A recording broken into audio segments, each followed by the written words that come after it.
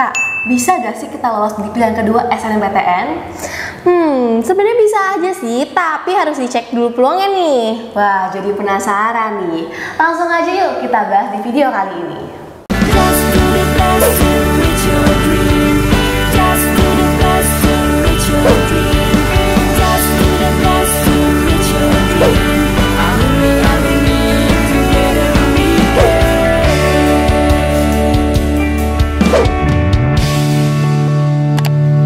Bagi kalian yang lagi cari tryout UTBK dan ujian mandiri untuk masuk PTN, gak usah bingung karena GP Media menyediakan tryout UTBK dan ujian mandiri untuk beberapa PTN ternama di Indonesia. Mulai dari harga 25.000, kalian sudah dapat ribuan soal prediksi, video pembahasan, dan ada kelas online juga loh. Tunggu apa lagi? Yuk daftar sekarang! Halo semuanya, balik lagi di GP Media Channel. Nah Kak, jadi sahabat GP nih yang nanya, kan nanti di SNMPTN itu akan mendapatkan maksimal 2 pilihan untuk memilih 2 prodi dan juga 2 PTN. Tapi apakah masih mungkin nih untuk keterima di pilihan kedua? Pasti sahabat GP di rumah nih udah banyak banget nih ya yang kepo tentang pertanyaan tadi. Nah, kalau dilihat nih dari data SNMPTN tahun 2022 kemarin, siswa yang diterima di SNMPTN 2022 sebanyak 120.643 siswa. Nah, dari sekitar 120.000 tersebut, siswa yang lolos di pilihan pertama yaitu sebanyak 109.276 siswa. Sedangkan sekitar 11.000 sisanya itu diterima di pilihan kedua. Jadi emang signifikan banget nih ya, perbandingannya hampir 10 banding 1 loh di antara yang diterima di pilihan pertama dan pilihan kedua. Iya, bener banget ya Kak, berarti bisa dibilang itu peluangnya kecil ya kan? Dan buat sahabat GP nih yang sekarang kelas 12 kan beberapa bulan lagi akan mengikuti SNMPTN. Dan sekarang kalian tuh harus mengurutkan nih pilihan prodi sesuai dengan prestasi dan juga faktor-faktor lainnya. Sebab nih nanti peluang kalian lolos di pilihan kedua SNMPTN itu tidak akan sebesar dengan peluang kalian lolos di pilihan pertama. Wah, pasti banyak juga nih sahabat GP di rumah yang udah bertanya-tanya nih, kenapa sih Kak emangnya peluang lolos di pilihan kedua SNMPTN itu kecil banget? Nah, jadi gini ya sahabat GP, ketika kalian itu akan mendaftar SNMPTN, ada beberapa PTN nih yang nggak mau dijadikan sebagai pilihan kedua atau istilahnya itu di nomor 2-kan ya. Jadi PTN-PTN tersebut nantinya akan memprioritaskan para pendaftarnya yang mengurutkan PTN mereka sebagai pilihan pertama di SNMPTN nanti. Biasanya PTN-PTN yang gak mau di nomor 2 kan ini adalah PTN-PTN top nih, yang peminatnya itu banyak banget. Contohnya adalah Universitas Indonesia atau UI. Nah, jadi kalian nih yang akan mengurutkan UI sebagai pilihan kedua kalian di SNMPTN nanti, berkas kalian itu akan diseleksi belakangan karena pihak PTN akan menseleksi terlebih dahulu para pendaftarnya yang memprioritaskan PTN mereka.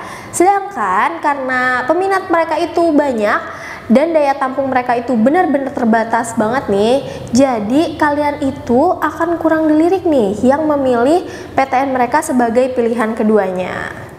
Tapi tenang ya teman-teman, walaupun peluang lolos kalian di pilihan kedua itu kecil, tapi masih ada kemungkinan kok untuk kalian lolos di pilihan kedua. Nah, kakak punya nih beberapa tips yang bisa kalian ikuti untuk kalian lolos di pilihan kedua.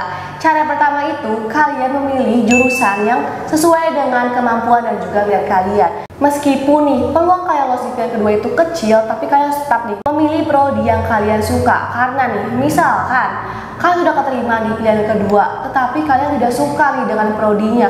Nanti kalau misalnya kalian menjalankan perkuliahan itu dengan setengah hati, dan mungkin aja ya teman-teman itu menolak kesempatan tersebut. Padahal ya, yang kita tahu itu kalau misalkan kita udah lulus di SNMPTN itu tidak boleh menolaknya ya. Nah, betul banget tuh. Lalu tips yang kedua nih, untuk kalian memaksimalkan pilihan kedua kalian di SNMPTN nanti dengan cara kalian itu harus mengurutkan PTN serta prodi kalian itu sesuai dengan keketatannya. Jadi kalian sahabat GP di rumah harus mengurutkan prodi dan PTN yang keketatannya tinggi itu sebagai pilihan pertama. Jangan sampai kebalik nih, karena kalau kalian mengurutkan prodi dan PTN tersebut di pilihan kedua nih, nanti peluang kalian lolos di pilihan keduanya itu akan semakin kecil. Jadi jangan sampai lupa untuk kalian itu mengurutkan pilihan pertamanya itu prodi dan PTN yang keketatannya tinggi, dan pilihan keduanya itu prodi dan PTN yang keketatannya lebih rendah.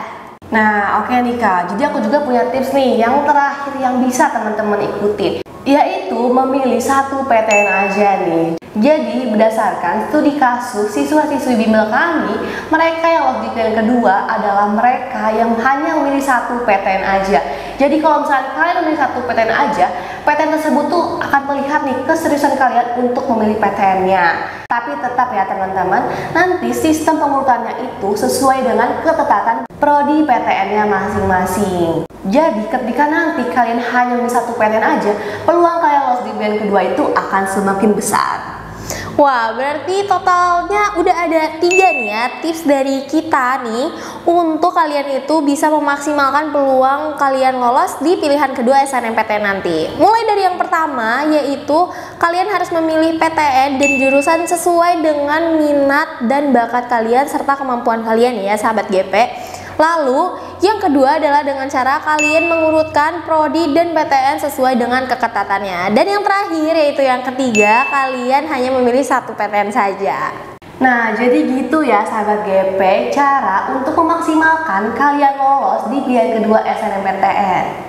Nah, semoga video kali ini bermanfaat banget ya buat sahabat GP di rumah yang nantinya akan mendaftarkan diri sebagai siswa yang mengikuti SNMPTN tahun 2023 dan bisa memaksimalkan peluang kalian untuk lolos di SNMPTN nanti. So, segitu aja untuk video kali ini. Semoga bermanfaat and see you on the next video. Dah.